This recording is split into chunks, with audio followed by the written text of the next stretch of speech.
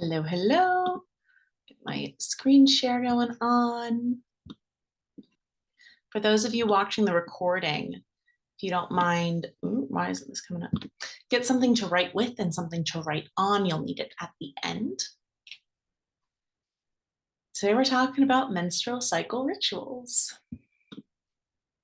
But before we get into that, all of the things that are always happening, I have Embodied Fertility Awareness. That is this. Happens every other Tuesday. The topic changes every time, but it's mixed in with some sort of fertility related topic and then embodiment practices like yoga, breathwork, singing, journaling, etc. The group course, we had one just start at the beginning of September, so I'll announce the date for the other one soon. And then the next monthly charting circle, which is drop in, anyone can come and just ask questions about their charts or cycles. The next one's going to be on Tuesday, October 10th. And then I have my one-on-one charting mentorships year round. If you would like to make a donation, here's the information to do so. Or you can always support me by liking, commenting, and sharing my social media posts. Cool, we did it.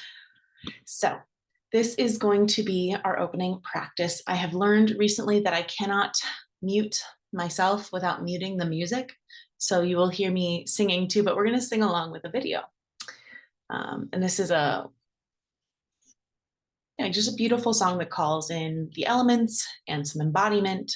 So it's going to repeat almost like a mantra. So once you get the hang of it, I invite you to close your eyes. Maybe you should bring your hands to your heart or your womb and feel into it. Or you can keep your eyes open the whole time and watch along.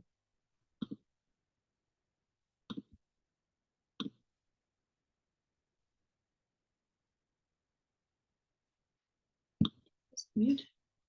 Earth my body, water my blood, air my breath, and fire my... Wait. Okay, I'm getting ahead of myself. Before we jump into it, yes, songs are fun and exciting, but there's also a very intentional reason why I'm sharing music and singing. Singing activates, tones, and relaxes the vagus nerve, which is responsible for our rest and digest part of our nervous system. It travels all the way from our brain down into our digestive organs, down into all of our bodily organs. It's kind of this communication pathway for the brain to be like, are you okay? And then the organs are like, I'm okay. And so we're able to tap into it in the throat by vibrating the throat through song, mantra, chanting, buzzing. There's all sorts of ways. Is there anything else I want to say about singing? Yeah, so it's not actually about what your voice sounds like. It's just getting your throat in motion. And there is an ancient thought practice of healing that says that your voice is specifically tuned for your own body's self-healing. Your voice is perfect as it is. Cool. Let's check this out. My spirit, earth my...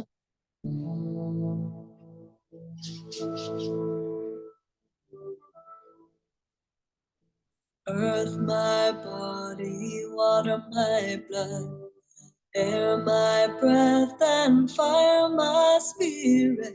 Earth my body, water my blood, air my breath, and fire my spirit.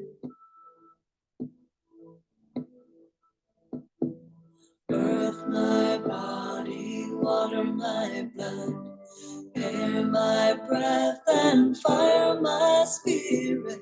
Earth my body, water my blood, air my breath, and fire my spirit.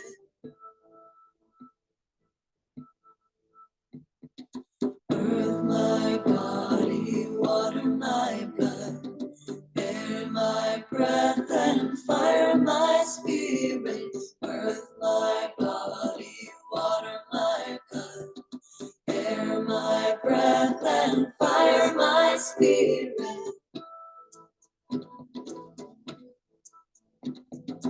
Earth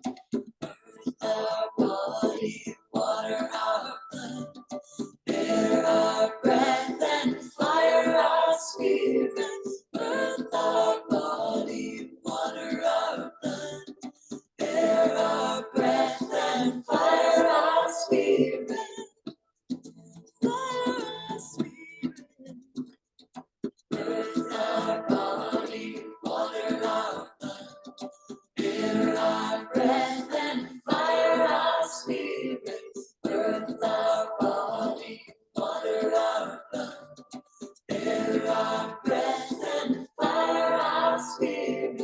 Earth our body, water our blood, air our breath, and fire our spirit. Earth our body, water our blood, air our breath, and fire our spirit. Earth our body, water our blood, air our breath, and fire our spirit. Earth our body, water our blood, air our breath, and fire our spirit. Earth our body, water our blood, air our breath, and fire our spirit. Earth our body, water our blood, air our breath, and fire our spirit.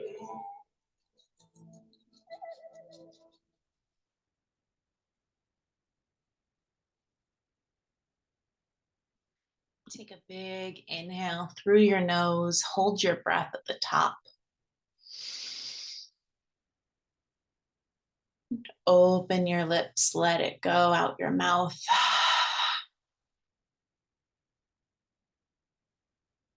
Cool. If your eyes are closed, slowly blink them open. And if they're open, hey. So now from a more grounded and embodied place, where are you going? We can learn more about menstrual cycle rituals.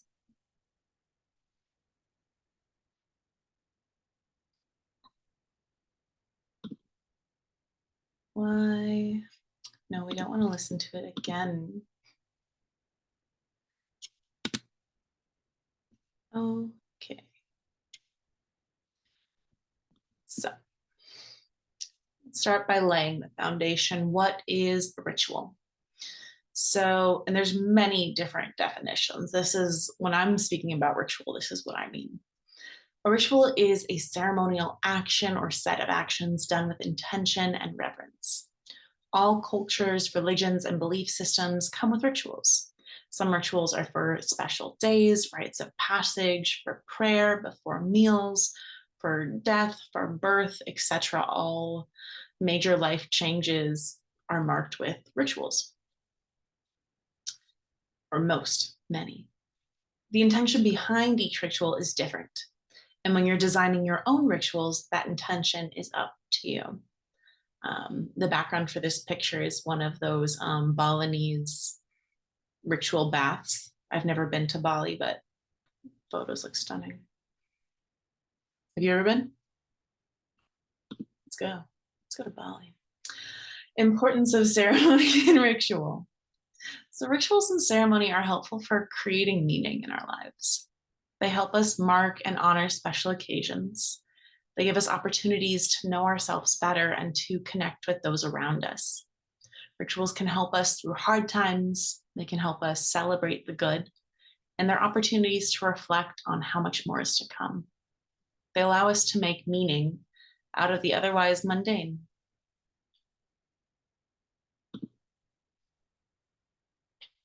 And so I've just got some collections of photos to kind of spark what different ceremonies and rituals are throughout cultures and life. For many of us in the States, we're pretty familiar with Christianity or Catholicism. And so there's a lot of fire candles and altars. Sometimes a self-care ritual or ceremony is just taking a bath, reading a book. A lot of people like to do smudging with sage, Palo Santo, or some other sort of burnable. A lot of things involve flowers.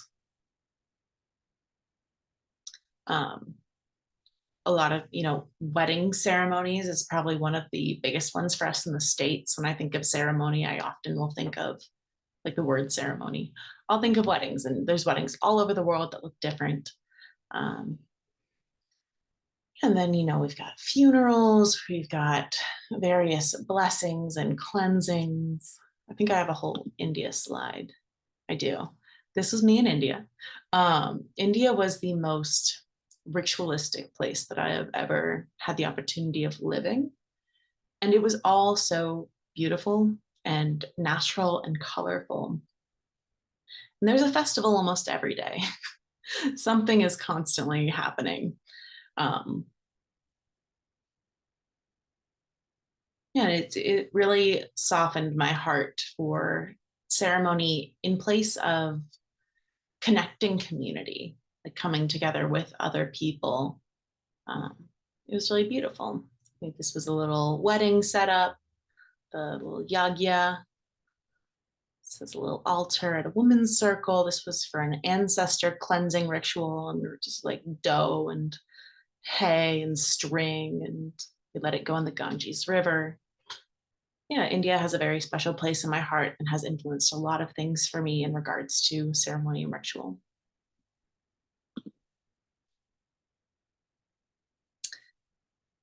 And then, as a side note, before we get into it, I use a lot of oracle cards. Those have been a big tool of mine in my spiritual practice. I never really got into tarot. Um, if you've never used oracle cards, they're mostly all positive, and they're a bit more clear. Like some decks will like have a little meaning for you or a little saying. You can get decks that are anything, and they're just beautiful to either like adorn an altar or to pick a card. And it's a really great opportunity to tap into your intuition. You can make it as specific or as, open-minded, open-ended as you'd like it to be. Yeah, they're fun and beautiful. If you've never worked with oracle cards before, I recommend, getting a deck and playing with them. I normally I have one deck that I shuffle and then one deck that I spread out and pick a card. You ask them a question, either tapping into whatever your spiritual beliefs are, whether that's, a God, a spirit, like a higher self, spirit guides, nature, divinity, whatever word works for you, whatever your beliefs are. It's very open-ended. I use these a lot in my rituals. So as we move into the cycle, in this beautiful world that I am creating in my mind, and when I think about having children in the future, and as I move through different life stages, there are certain rites of passage that I think should be ritualized and there should be ceremony for. Some of these being menarche, someone's first bleed, pregnancy, birth, the ending of that fourth trimester when you're postpartum, menopause, even that transition into perimenopause, which can start normally even 8 to 10 years before menopause. The start of each new cycle on a smaller level. Like we really have this incredible ability to tap into our cyclical nature by honoring the ending and the beginning of a new cycle, which we'll talk about more. Coming off of hormonal contraceptives is a huge deal for anyone who's come off of them. When you come off of them, like that's a big rite of passage. It's often a stepping into your intuition, your body, your health, and a lot of it is unknown. So I think, that's a beautiful time to have a rite of passage. And any other time that marks change or feels impactful for you as an individual or in your community. So some background information that will be helpful to know as we talk about some specific rituals is that the menstrual cycle can be divided up into roughly 4 phases. We've got the menstrual phase, which is when you start to bleed. The follicular phase, which is where the follicle in the ovary starts to develop. The ovulatory phase, when ovulation is happening and a few days around it. And then the luteal phase, which wraps it back into, it's the time in between ovulation and the next bleed. And so these aren't definitive days, like they kind of lead into one another. But the clearest time to end and start a new cycle is that first day of bleeding. And when I talk to people about marking the first day, it's normally that first day of bright red blood and flow, not just spotting. The menstrual phase is associated with an inner winter. It's a time to rest. Your energy is at its lowest levels. Your hormones are at their lowest levels. Your body's starting a brand new cycle, but this is really a time to tap into that rest energy. And as we'll talk about later, it's also a very psychic time as the walls of the endometrium slough off. The walls of your aura or your energy field start to thin or even get little, not holes, but like it just becomes really permeable. So you're able to access things differently. And it can be a really cool superpower. In the follicular phase, we equate it to inner spring. It's the time to start new projects and to socialize and to plant seeds and to see what grows. The ovulatory phase is when you're seeing what's grown, like you're reaping the benefits of the seeds that you've sown earlier. It's this inner summer, it's this sunshine time. Estrogen gives off this very like sex kitten energy. It can change your skin and your hair and your energy. And so this can be a great time to just be in that expansive solar summer energy. And then we move into our fall, which is, the leaves start to fall, our energy starts to come down. It's a time to finish things up and to kind of tie things into a neat little bow so that you can rest when you get back to the menstrual phase. And the luteal phase is also pretty psychic and spiritual. Not that the follicular phase and the ovulatory phase aren't, but these ones are like, when you think of fall, you've got, Halloween, Dia de los Muertos. It's definitely a time of like the veil is thinning. And for a lot of people, this shows up as their subconscious mind coming forward.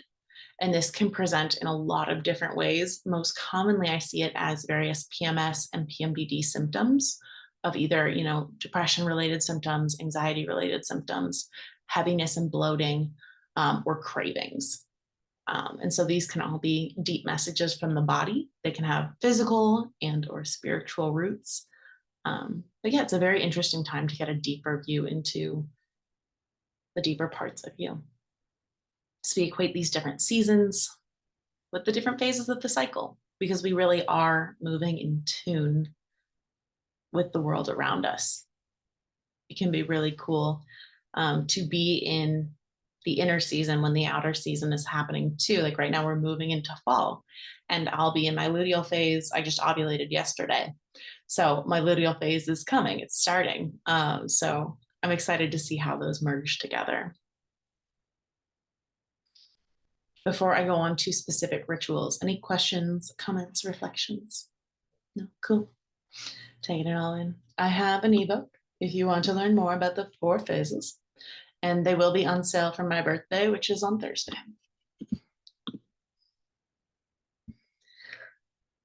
So, as a spiritually based entrepreneur and someone who is obsessed with the cycle, I believe deeply in creating in tune with the menstrual cycle. So what this looks like for me is during menstruation, during those days when I'm bleeding, I spend a lot of time dreaming, resting, envisioning what I want to create. I can, visualize myself achieving it. But this isn't actually the time that I start anything. This is where I'm doing oftentimes meditations or naps or journaling or coloring, tapping into this. Like, let me ground myself so that I can receive information. And then in the follicular phase, I start to do things with that information. I start to figure out some logistics. What aligned action do I want to take in order to support these goals?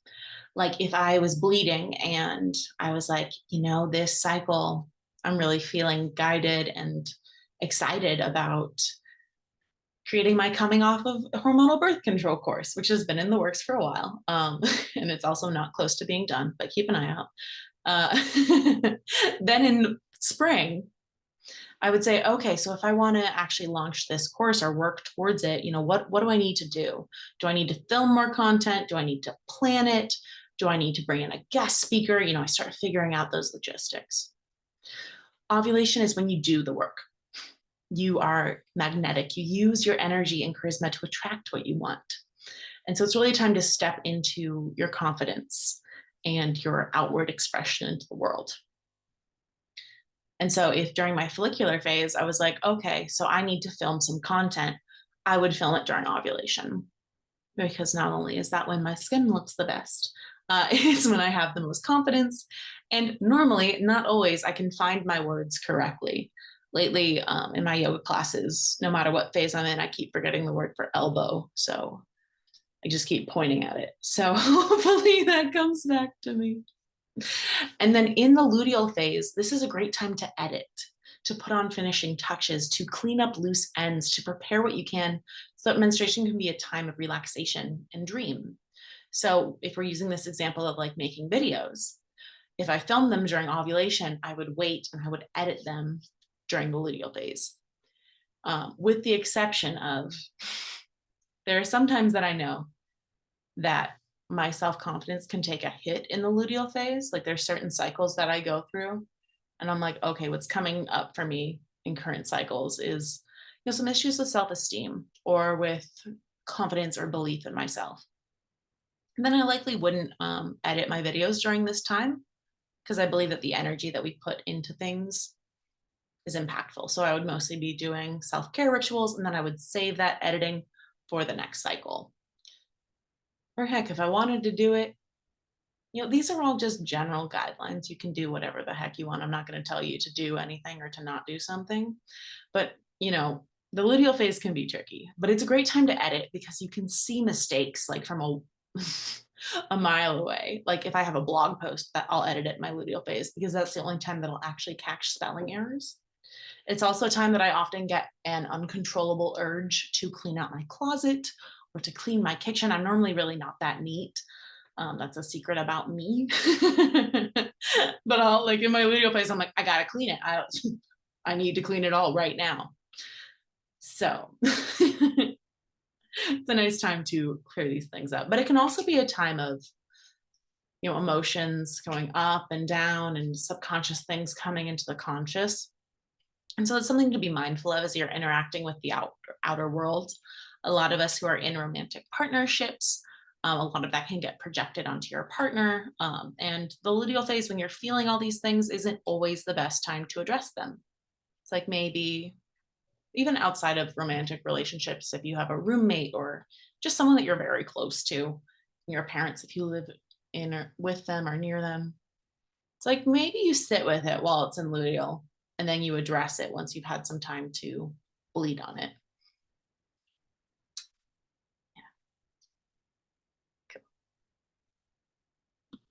Any questions, reflections, thoughts? Cool.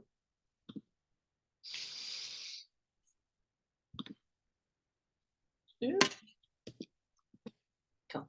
So I believe that the menstrual cycle is a superpower. Your blood is powerful. You are a force to be reckoned with. There are so many ways that we can take advantage of this power and really use it. And so I want to talk about some misconceptions around actually touching and using your menstrual blood. Now, you never have to actually use your menstrual blood in a ritual if you don't want to, but there's a common misconception that it's dirty or gross. And really, it's very clean. It has stem cells, a lot of nutrients. A lot of people will use it to water their plants. But as I learned the hard way, you do want to dilute it first. It's very healthy and clean and potent. And it might be too much for your plants if it's just straight blood. So water it down. Yeah, if you want to give your blood back to the earth, which is, I believe, an indigenous practice, but I couldn't tell you which area it comes from. Some people will paint with their menstrual blood. Some people will do like a blood face mask. There's a lot of things that you can do if you want to get your hands bloody, for a lack of another word. But you can also harness the energy and the power of menstruation without using the actual menstrual blood itself. But I did just want to kind of talk about that misconception. It's very clean.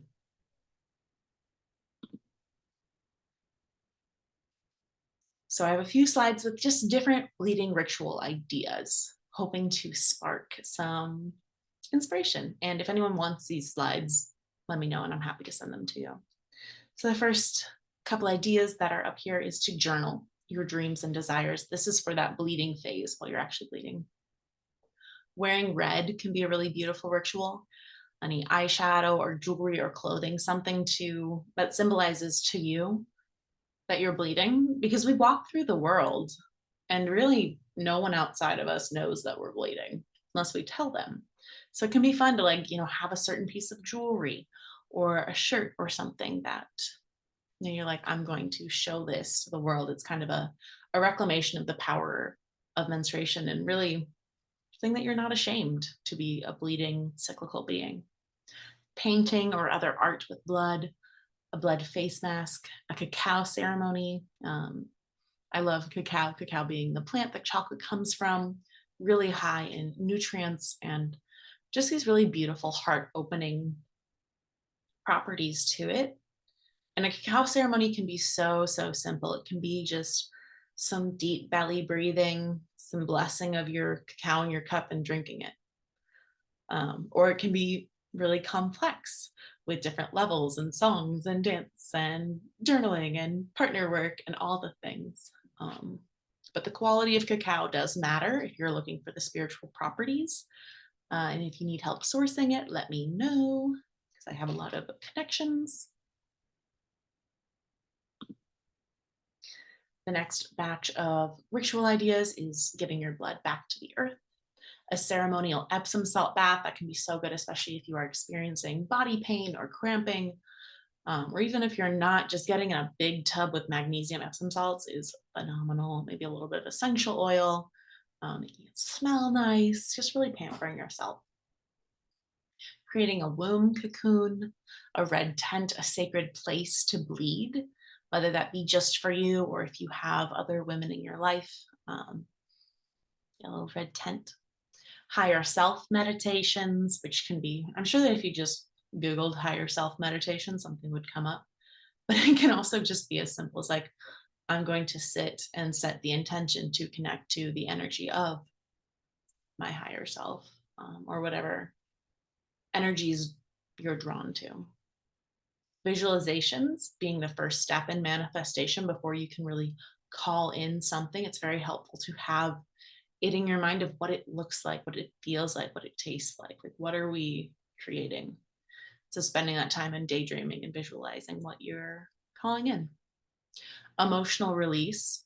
We have this incredible ability as we are releasing all this blood to release emotions as well. The womb is part of our second chakra, the sacral chakra, which is our center of creativity, sensuality, sexuality, and our emotions. And so there's so much that can get tied up in it. More than emotions, you can let go of other people's energy if you feel like you've taken it on. You can let go of anything that you feel like has accumulated in your body. Menstruation is a time to let it go and really becoming aware of what you want to let go of, what you feel like you've taken on that isn't yours, can be very helpful in that elimination process. But just know that you are able to release a heck of a lot more than blood.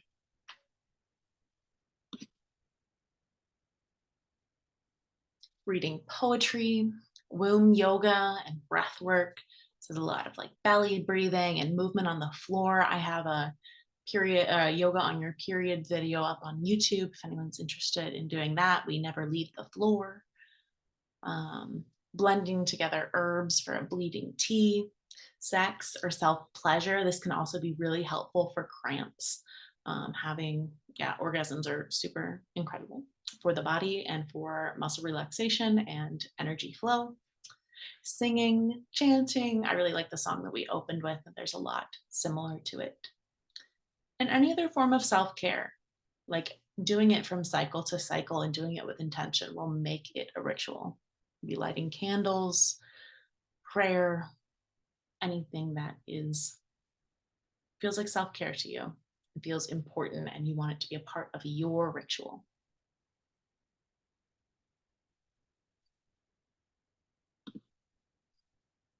Cool. So when we talk about menstruation, I wanted to talk about period products. And so there's a lot of different products available, which is awesome. And I wanted to talk about a few of them.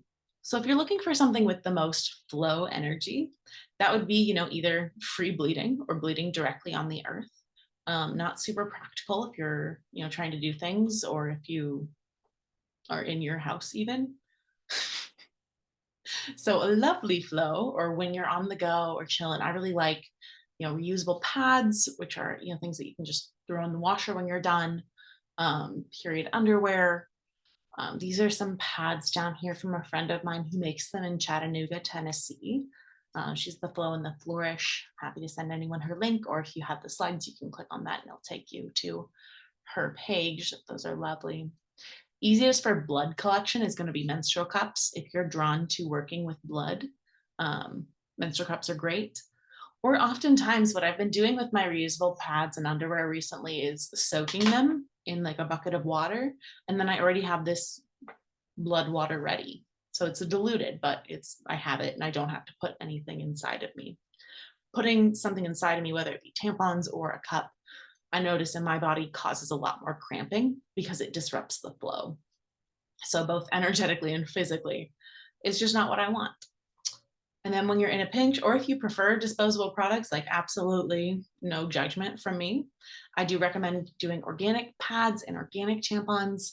Some of the unorganic things have a lot of chemicals in them and things that are just really not beneficial to your vaginal microbiota and the flora. And yeah, if you wear tampons on days where you're lightly bleeding, not just heavy bleeding, it can cause little rips in the vagina, which lead to more bleeding. So you think that your period's still going on, but it's not menstrual blood. Menstrual blood comes from the endometrium, this inner lining of the uterus, but it's coming from the vagina. So if you are a tampon user, I recommend not using them on the last couple days of your period, just for the heavy days. And doing organic when you can, but also be realistic. Like, we're all doing the best that we can out here. Cool. Menstrual products. And then we move into our follicular and ovulatory phase. I don't have as many ritual ideas for this one. This is a 1-page thing. And there's a typo. I should have edited this in my luteal phase. So we're emerging from the womb cave, not kava, born again. So we kind of went into this red tent, this womb cave, to receive these downloads, and now we're emerging.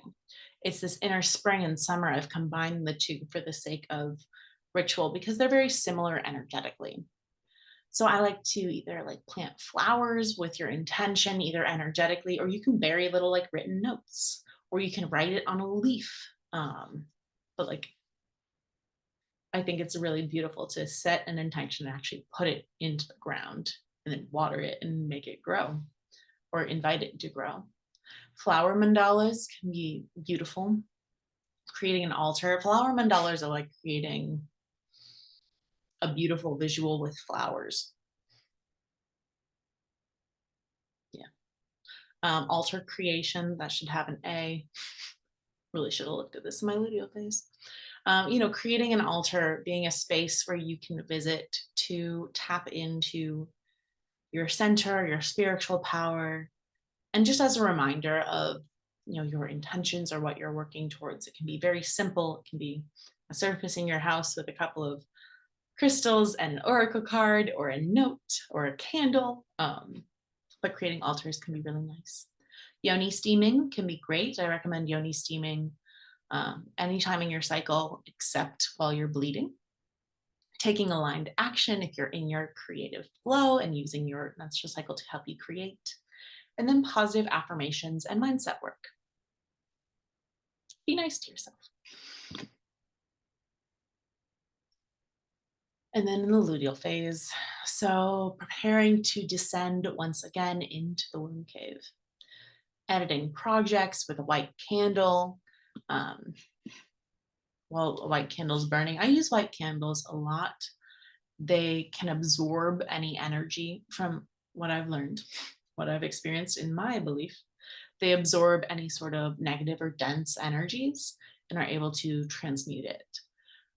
So I always, if you work with me one-on-one, you will know, or maybe you don't know because sometimes I don't announce it, but I have a white candle lit just for any sort of time when I feel like I'm doing light or heavy energy work. massage, saltwater float tanks can be really nice. Setting up a cozy space for menstruation, if you have a little altar, maybe washing your blanket and having a blanket on the ground for you. Yoni steaming is especially helpful in the luteal phase, especially if you're using it for any sort of treatment. If you're trying to work on menstrual cramping or irregular cycles or hormone imbalance, the luteal phase is a great time to do that. Ceremonial fire, cleaning your home can be a ritual, journaling, magical baking, kitchen witch style, food prep, and lots of rest when possible, because even though this isn't your bleeding phase, like most people will start to feel a dip and you don't want to push yourself too hard. There's no need to. Not if you're the one calling the shots.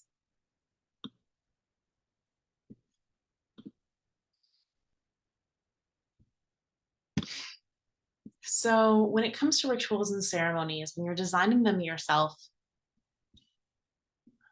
I got fuzzy. I'm just gonna redo this. Perfect. Your intention is more important than the actual action. When you're developing your own rituals, here are some questions to ask yourself. What is your intention behind the ritual? How does the action of the ritual make you feel? Or how do you want it to make you feel? What do you need physically to prepare for this ritual? If you're using candles, you might need to go out and buy some candles. How often would you like to perform this ritual or action? Is this something that you'll do on your own? Is it individual, or will you do it in community with others? I suggest that you pick something that brings you joy. Start simple. Your rituals do not need to be fancy or aesthetically pleasing, although they absolutely can be if that brings you joy. It's all about your intention behind the action and how you feel doing it. Cool. And so that brings us into our integration practice. I'm going to set a little timer. I'm going to put on a little bit of music, and we're going to journal on these 3 questions together. So based on what you've seen and experienced, what rituals could you create for your upcoming cycle? What do they look like? What do they feel like? And what logistics do you need to prepare? So I will set my timer.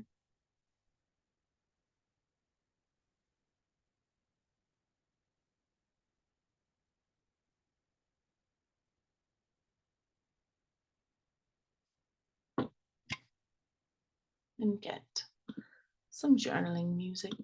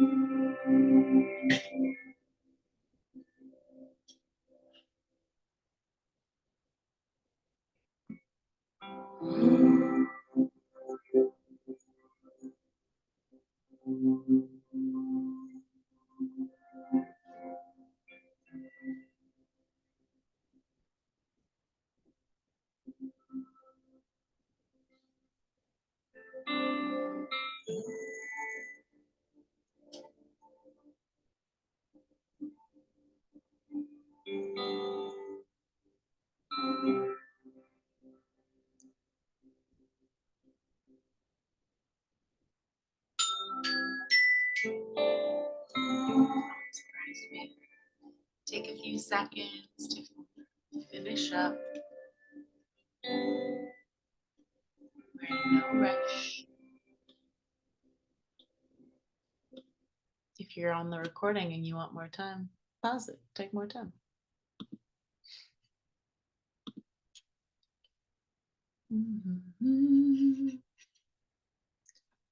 Well, that brings us to the end of our class today. If you're on the recording, if you're watching the recording, and you have questions, reflections, or thoughts that you would like to share with me, these are the ways that you can get in contact with me.